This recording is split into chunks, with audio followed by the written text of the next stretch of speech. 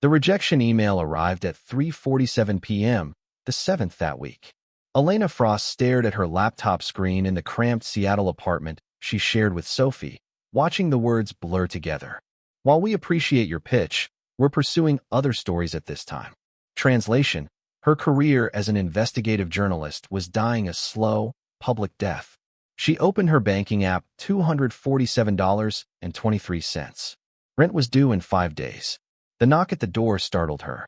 Sophie was at a photo shoot, which meant, "Elena? It's me. Open up." Victoria. Her older sister never visited unannounced.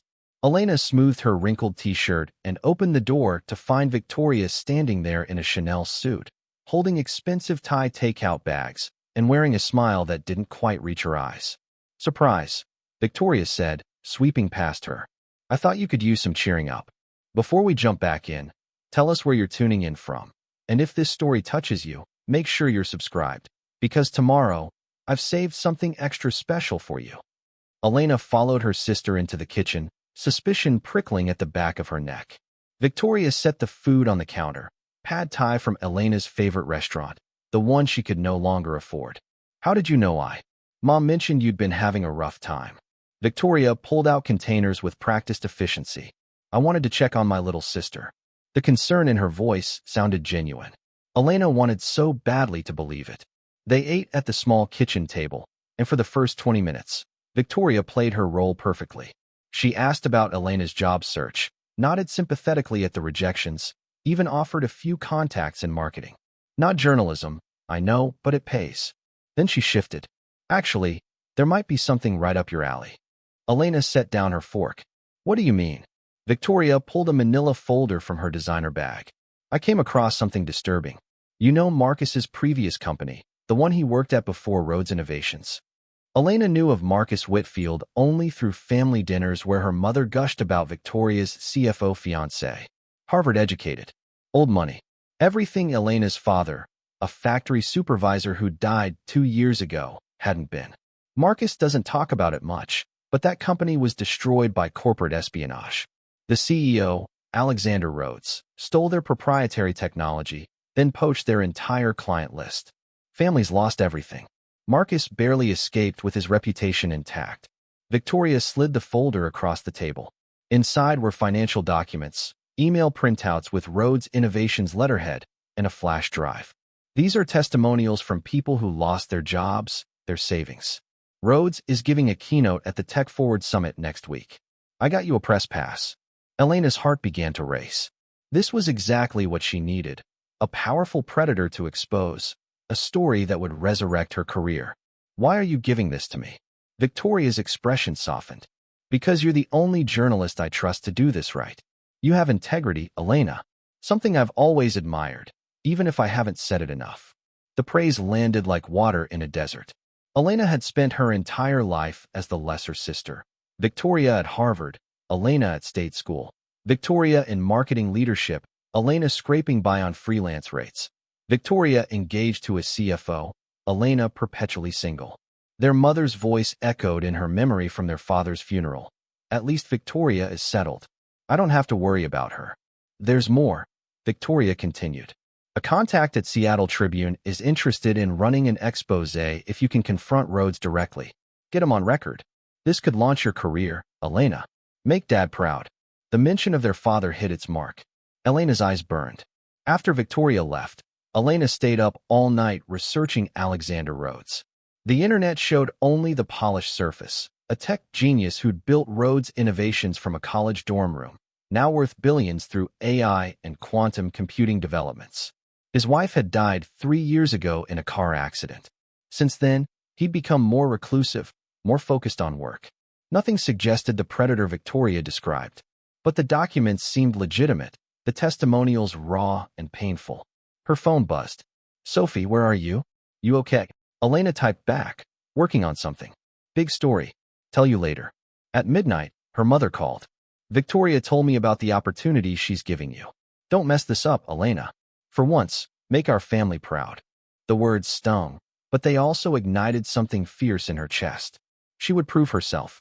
She would expose Alexander Rhodes. She would finally step out of Victoria's shadow. A text from Victoria arrived at 1 a.m.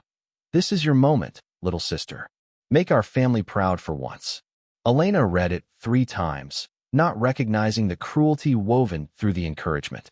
She saw only what she'd always wanted, her sister's approval. She didn't notice that in Victoria's carefully chosen words, she'd already become a weapon. The Tech Forward Summit occupied Seattle's waterfront convention center like a crystal palace. Elena stood in the entrance, drowning in a sea of tailored suits and designer dresses, clutching her worn leather portfolio. Her discount hotel room was 3 miles away. Her blazer, bought at a thrift store 5 years ago, suddenly felt like a costume. She'd spent the bus ride rehearsing her confrontational questions. The folder of evidence sat heavy in her bag, along with her phone set to record. This was it, her moment to expose a predator, to resurrect her career, to finally matter. The main ballroom glittered with wealth. Crystal chandeliers scattered light across marble floors. Tech demos lined the walls, holographic displays, AI assistants, robotics that moved with uncanny grace. Waiters circulated with champagne in glasses that probably cost more than Elena's monthly grocery budget. She accepted a glass, trying to blend in while photographing the scene. Her journalists' eye cataloged everything. The power players clustering in corners, the journalists from major publications she recognized, the subtle hierarchies revealed in who spoke to whom. The keynote was scheduled for 2 p.m. Elena found a seat in the middle section, close enough to see Alexander Rhodes's reactions, far enough back to avoid security's attention during her planned disruption. When Alexander took the stage, Elena's breath caught. He wasn't what she expected. Tall, yes, in a perfectly cut suit, but there was something in his bearing that contradicted the corporate tyrant narrative. He moved with careful precision, like someone carrying invisible weight. His dark hair was slightly too long, as if he'd forgotten to schedule a haircut. And when he gripped the podium, she saw it, a wedding ring, still worn. "Thank you for being here," he began, his voice low and steady. "I want to talk about something my late wife believed in deeply." The room quieted. Isabel used to say that technology, without humanity, is just machinery. We build AI, quantum systems, predictive algorithms, but for what? To serve profit margins? Or to serve people? Elena's hand hovered over her phone. This wasn't the speech of a corporate predator. 3 years ago, I lost the person who kept me honest about that question. Since then, I've buried myself in work. But recently, I've been asking myself, what would Isabel think of what I've built? Would she recognize the company we dreamed of in our college apartment? Or would she see what I fear I've become, someone who measures success in stock prices rather than impact?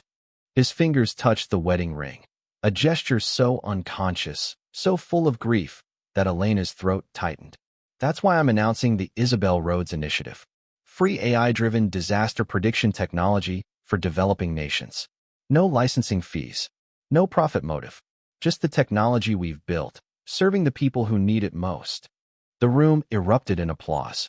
Elena sat frozen, her prepared questions suddenly hollow in her mouth. During Q&A, she stood. Her heart hammered. Hands gripped the microphone too tightly.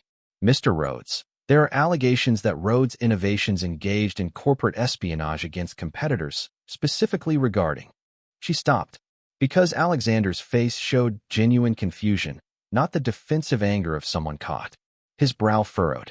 He leaned forward slightly. "I'm sorry, could you clarify? Which competitor, and what specific allegations?" Elena's voice faltered. "Marcus Whitfield's former company. The acquisition of..." "Marcus Whitfield is my CFO," Alexander interrupted gently. "He joined Rhodes Innovations 3 years ago from a company that dissolved due to poor financial management, not corporate espionage. I'd be happy to discuss this privately if you have specific concerns, but I'm not aware of any such allegations." The genuine openness in his response unraveled her. Elena sat down abruptly, her face burning. She tried to leave immediately after, but the crowd was thick. Someone touched her elbow, a man in an expensive suit, handsome in a polished way that set off alarm bells. "Interesting question," he said, smiling. "Marcus Whitfield's name doesn't come up often. I'm curious what prompted your research." Elena's journalist instincts kicked in. This man was fishing. Just due diligence. Of course. His smile widened. "I'm always interested in journalists who dig deep. Here's my card." If you're pursuing a story about Rhodes Innovations, I might have insights to share. She glanced at the card. Marcus Whitfield, CFO, Rhodes Innovations. Victoria's fiancé. The man whose company Alexander supposedly destroyed. Marcus was already walking away, disappearing into the crowd with practiced ease. Elena stood rooted, her mind racing. Why would Marcus approach her? Why would he offer to help with a story about his own boss? Unless… Excuse me. Elena spun. Alexander Rhodes stood 3 feet away, his security detail hanging back at a respectful distance. Up close, she could see the exhaustion in his eyes, the way grief had carved lines around his mouth. You looked like you wanted to burn me alive up there, he said quietly. Why didn't you? Elena's breath caught. I don't know what you mean. Yes, you do. His gaze was steady, assessing. You had a question prepared. A confrontation. But something stopped you. Was it my answer, or was it something else? She should walk away. She should stick to Victoria's script. But standing in front of this man who'd just spoken about his dead wife with raw honesty, Elena felt the foundation of her mission crack. Someone sent me here to destroy you, she whispered. And I don't know if I believe them anymore. Alexander didn't call security. He didn't flinch. He simply studied her for a long moment, then said, Come with me. What? My penthouse. Private. If someone sent you to destroy me, I want to know who and why. And I want to see what evidence convinced you I deserved it. Elena should have refused. Every instinct screamed this was reckless. But Alexander was already walking toward a private exit, and her curiosity, the journalist's instinct that had always been her greatest strength and her deepest flaw, propelled her forward. The penthouse occupied the top floor of a building overlooking Elliott Bay. Floor-to-ceiling windows framed the Seattle skyline, the water glittering in the afternoon sun. The space was modern, minimalist, but not cold. Books lined shelves, a telescope pointed toward the window, and photographs of a laughing woman with kind eyes were scattered throughout. Isabel. Sit, Alexander said, gesturing to a leather couch. Show me what you have. Elena pulled out the folder with trembling hands. Alexander took it, his expression neutral, and began reading. She watched his face for signs of guilt, defensiveness, anger, anything that would confirm Victoria's narrative. Instead, she saw recognition. He held up one of the documents, pointing to handwriting in the margin. I've seen this script before. At corporate events. Marcus's fiancée writes exactly like this. Victorian flourishes on the capital letters. Elena's stomach dropped. That's my sister. Alexander's eyes snapped to hers. Your sister is engaged to Marcus Whitfield? Victoria Frost. They've been together 18 months.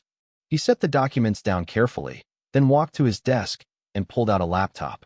I've been investigating financial irregularities at Rhodes Innovations for 6 weeks. Someone is embezzling through shell corporations. I couldn't identify who, but he pulled up spreadsheets covered in highlighted figures. The pattern accelerated 6 months ago, right when Victoria and Marcus got engaged. Elena finished, her voice hollow. Alexander returned to the couch, sitting across from her. The documents you have use letterhead from before our system upgrade 2 years ago. They're sophisticated fakes. Whoever created them knew enough about our company to make them believable, but not enough to know the details that changed. Elena felt the room tilt. Marcus is your CFO. He'd know everything. Yes. Alexander's jaw tightened. And I hired him 3 years ago, right after Isabel died.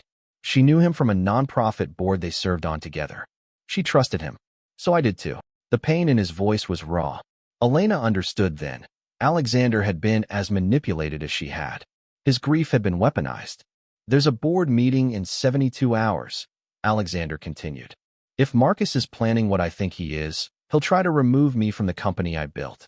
He'll present evidence of financial mismanagement, incompetence, maybe worse.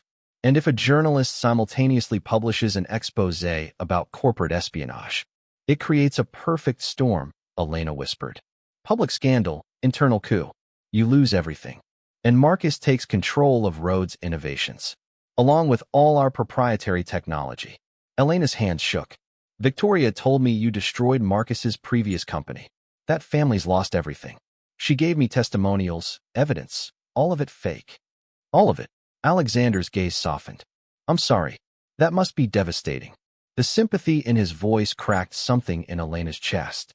Her sister had weaponized her, used her desperation, her need for validation, her love for their dead father, all of it calculated manipulation.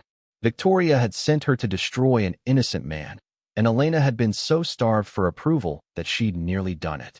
Her phone buzzed. "Victoria, how did it go? Did you confront him?" Elena stared at the text, seeing it clearly for the first time. Not concern, but strategic checking, making sure her weapon had fired. "I don't know what to do," she admitted, her voice breaking. Alexander leaned forward, his expression intense. "Stay tonight. Help me trace how deep this conspiracy goes, and I'll give you the real story, one that will make your career while saving my company. We expose them together, or we both lose everything." Elena looked at this man she'd come to destroy, who instead was offering her partnership. Trust. The chance to choose truth over family loyalty, even though it terrified her. "Why would you trust me? I came here to ruin you." "Because you didn't." His gray eyes held hers. "You hesitated. You questioned. You chose to hear the truth instead of clinging to the comfortable lie. That tells me everything I need to know about who you are." Elena thought of her father, who'd always told her that integrity mattered more than success. She thought of Victoria's text, casual and cruel in its manipulation. She thought of the documents in her hands, sophisticated lies that had nearly worked. "Okay," she whispered. "I'll stay. Not as enemies. As allies." Alexander's shoulders relaxed fractionally. "Thank you. We'll need to move quickly. Marcus will realize you didn't publish the story. He'll know something went wrong." Preparing and narrating this story took us a lot of time, so if you are enjoying it, subscribe to our channel. It means a lot to us. Now back to the story. "My friend Sophie. I need to tell her I'm safe." "Of course. Guest room is down the hall. There's a laptop if you need it." As Elena stood to call Sophie, her phone buzzed again. "Victoria, Elena? Why aren't you answering? What happened?" Elena looked at Alexander. "She's getting nervous." "Good," he said quietly. "Let her be. Tomorrow, we start fighting back." That night, lying in Alexander's guest room with Seattle's lights glowing through the window, Elena opened her laptop and began investigating her own sister. Every search result felt like a betrayal. Every discovery, Victoria's company downsizing, her social media posts revealing a relationship built on transaction rather than love, felt like mourning. She'd come to Seattle to expose a villain. Instead, she'd discovered that sometimes the people who love you are the ones who hurt you most. And sometimes, the stranger offering trust is the only ally you have. Her phone glowed in the darkness. One more text from Victoria. "This is your moment, little sister. Don't waste it." Elena turned off her phone. Her moment was here, but it wasn't the one Victoria had planned. James Chin arrived at midnight, laptop under one arm, suspicion in his eyes. He studied Elena like she was evidence at a crime scene. "She's with me," Alexander said firmly. "She's the one who exposed this." James's expression shifted fractionally. "Then let's see what we're dealing with." They worked through the night in Alexander's home office, transforming the glass wall into a timeline with dry erase markers. Marcus hired 3 years ago. Victoria and Marcus met 18 months ago. Engagement 6 months ago, the exact moment the embezzlement accelerated. Victoria contacted Elena 3 weeks ago, just as James's investigation was closing in. "It's a three-pronged attack," James said, pulling up shell corporations on his screen. "Financial sabotage, public scandal through Elena's expose, and a corporate coup at the board meeting." Elena found Victoria's LinkedIn. Between opportunities, during the months she'd claimed to be thriving. The engagement announcement photo showed Victoria's smile, bright, desperate, calculated. "Frost Ventures LLC," James announced. "Shell company using your sister's maiden name. Marcus has been moving money there for months." At 3 a.m., exhaustion cracked Alexander's composure. "I hired Marcus because Isabel trusted him. The car accident. We were arguing about my work schedule. I was driving. I survived. She didn't." His voice broke. "I wasn't paying attention to anything after that." Marcus saw an opening. Elena reached across the table, her hand covering his. "My father died believing I'd never amount to anything in Victoria's shadow. She told me at his funeral that journalism was for people who couldn't do real work." Their eyes met, two people carrying different grief, recognizing each other in it. James cleared his throat. "Marcus has a board meeting agenda. He's planning to present evidence of Alexander's financial incompetence and request a vote of no confidence. Dawn broke over Seattle, painting the penthouse gold. They had evidence, but they needed more. They needed Victoria's confession on record. Alexander's phone rang. Marcus. Morning, Alex. We need to discuss some concerning financial discrepancies I've discovered. Breakfast. Alexander's jaw tightened. Marcus is moving. We need to act now. Elena stood, determination replacing exhaustion. I can meet Victoria. She's expecting a debriefing. If I wear a wire. It's dangerous, Alexander said. So is doing nothing. Elena's voice was steady. She used me as a weapon.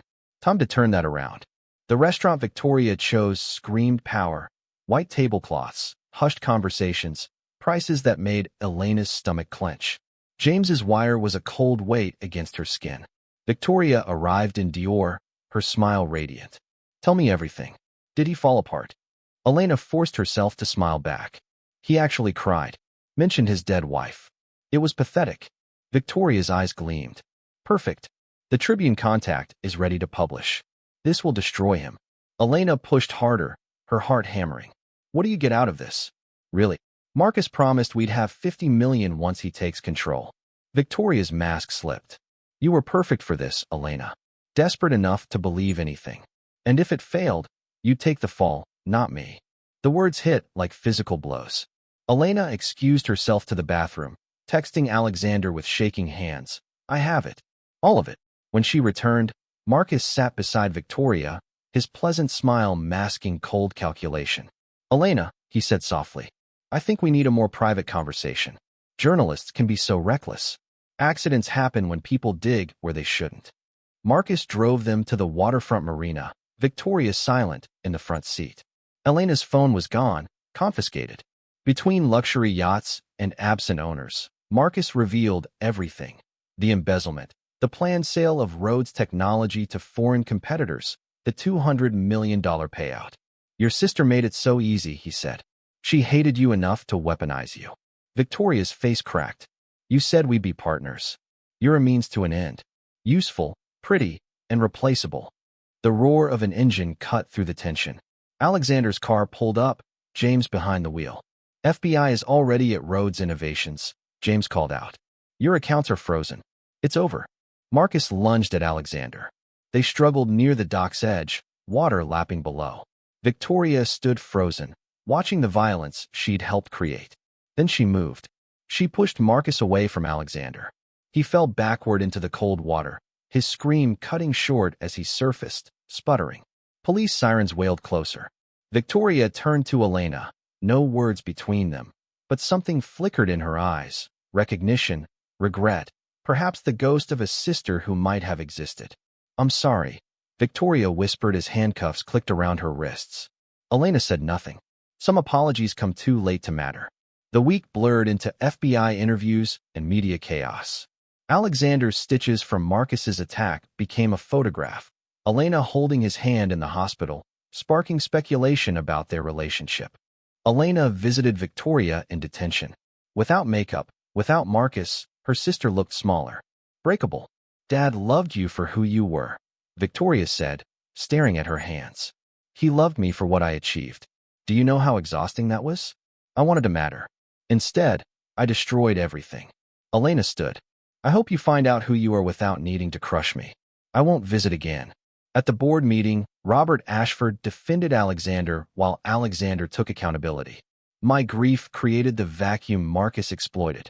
I propose independent audits, a new CFO chosen by committee, and refocusing on Isabel's humanitarian vision.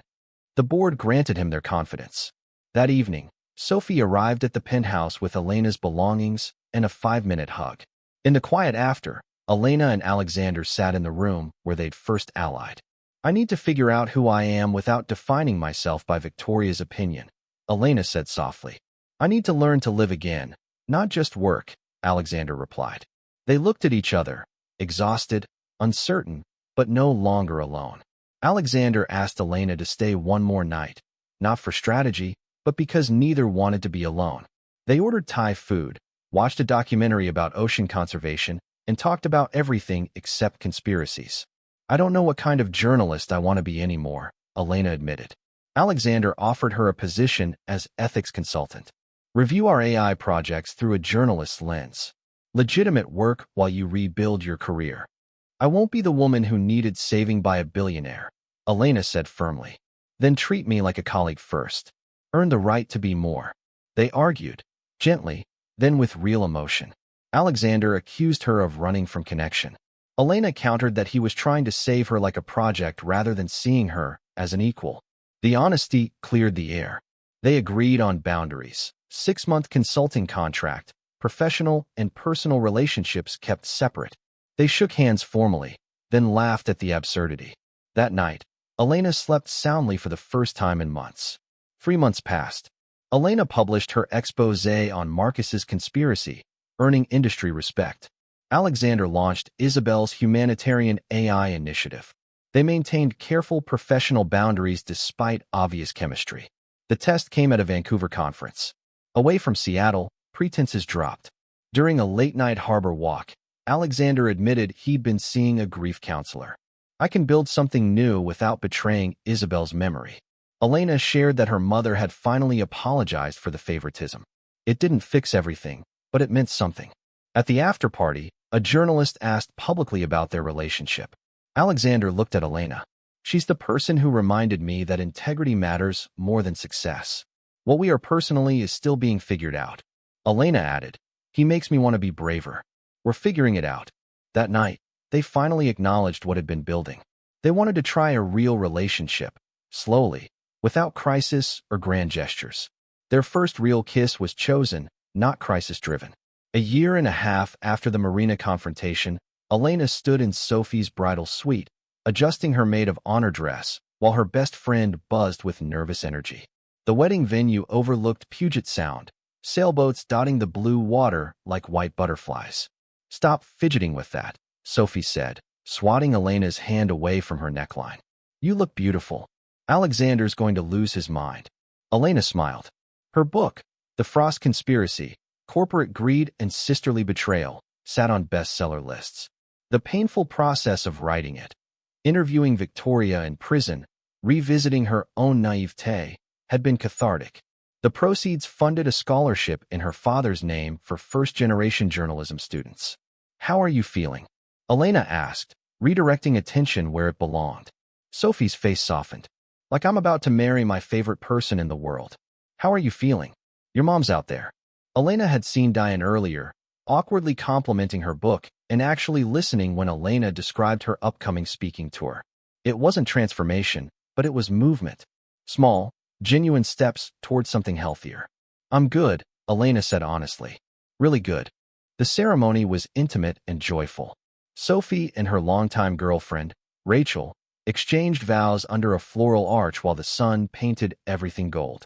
Elena stood beside her best friend, Alexander seated in the third row, his eyes never leaving her face. This was what wholeness felt like, attending a wedding not as the overlooked sister, but as herself. Confident, loved, free. During the reception, Elena stepped outside to the terrace for air.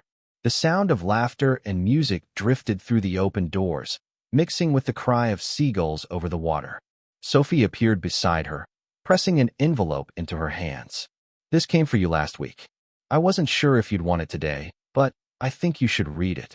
Elena recognized Victoria's handwriting immediately. Her hands trembled as she opened it. The letter was brief, written on plain prison stationery.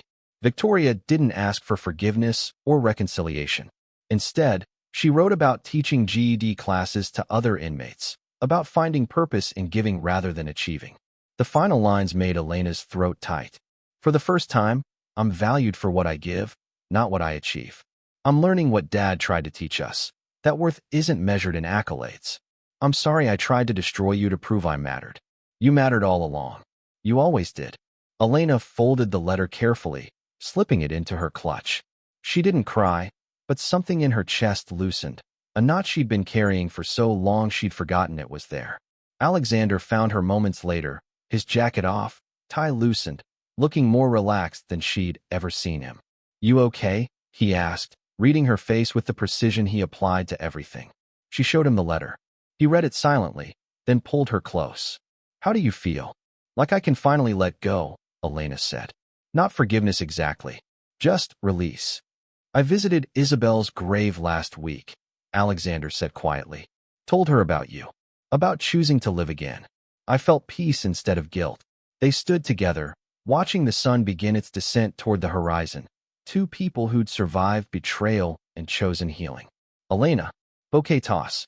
Sophie's voice carried across the terrace. Elena laughed, shaking her head, but Sophie was already positioning the single women, grinning mischievously. When she turned to throw, she looked directly at Elena and tossed it straight to her. The room erupted in cheers. Elena caught it reflexively, laughing as Sophie winked at her. Alexander appeared at her side, something shifting in his expression. He took her hand, leading her back to the terrace, away from the crowd. I have something, he said, reaching into his pocket. He pulled out a small velvet box, opening it to reveal a ring with her birthstone, not a diamond, because he knew she'd hate the ostentation. Elena's breath caught. Not today, Alexander said quickly, his voice soft. This is Sophie's day, but soon, when you're ready, because I've never been more certain of anything. Elena touched the ring but didn't take it. Her heart hammered, but her voice was steady. Ask me after my book tour ends. Ask me when we're just us, not at a grand event or perfect moment. Ask me on a Tuesday morning over coffee. Alexander smiled. The real smile that transformed his face, the one reserved only for her. I can wait. You're sure? She asked, needing to hear it. Elena, I spent 3 years not living. You taught me the difference between existing and choosing to be alive. I can wait for a Tuesday morning. I can wait for the rest of my life if that's what you need. She kissed him then, soft and certain, tasting champagne and promise. The wedding wound down as the sun set, painting the sky in shades of rose and gold. Elena danced with Alexander, not performing for anyone, just two people moving together to music only they could hear. 6 months later, on a Tuesday morning in their shared apartment, Elena had finally moved in after finishing her book tour. Sunlight streamed through the kitchen windows. Coffee percolated on the counter, filling the air with its rich aroma. Elena wore one of Alexander's old t-shirts, her hair still messy from sleep. Alexander appeared in the doorway, nervous despite his usual confidence. He'd rehearsed this a dozen times in his head, but now, facing her, all his careful words evaporated. Elena Frost, he said simply. Will you marry me? She looked at him. This man who'd been a stranger she'd come to destroy, who'd offered her trust when she deserved suspicion, who'd taught her that love built slowly was love built to last. Yes, she said, then added with a small smile, but I'm keeping my name. Alexander laughed, the sound pure relief and joy. I wouldn't expect anything else. He slid the ring onto her finger, and it fit perfectly, as if it had always belonged there. I love you, Elena said, the words easy now, natural as breathing. Not because you saved me, because you saw me, the real me, messy and flawed, and still figuring things out. You saw me and stayed. I love you, Alexander replied, because you gave me permission to live again, because you're brave enough to choose truth even when it costs you, because you made me believe that moving forward isn't betrayal. They stood in their kitchen, coffee cooling on the counter, morning light painting everything soft and new. Two people who'd found each other in the worst circumstances and chosen, day after day, to build something real. Elena thought of the girl who'd sat in a cramped apartment drowning in rejection emails, desperate for validation from a sister who saw her as a weapon. That girl felt like a stranger now, someone she'd been but no longer was. She'd been sent to embarrass a billionaire. Instead, she'd found herself. Alexander had been alone in his grief, building walls so high no one could reach him, until a stranger told him the truth and reminded him what it meant to trust. What do you want to do today? Elena asked, leaning into him. This, Alexander said simply. Just this.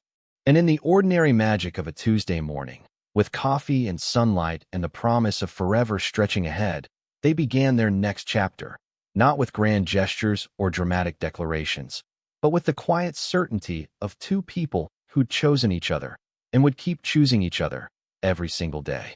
The greatest love stories aren't about being saved or completed by another person. They're about two whole people choosing to walk forward together, carrying their scars and histories, building something honest and strong enough to weather whatever comes next. This was their beginning, and it was enough. Up next, you've got two more standout stories right on your screen. If this one hit the mark, you won't want to pass these up. Just click and check them out. And don't forget to subscribe and turn on the notification bell so you don't miss any upload from us.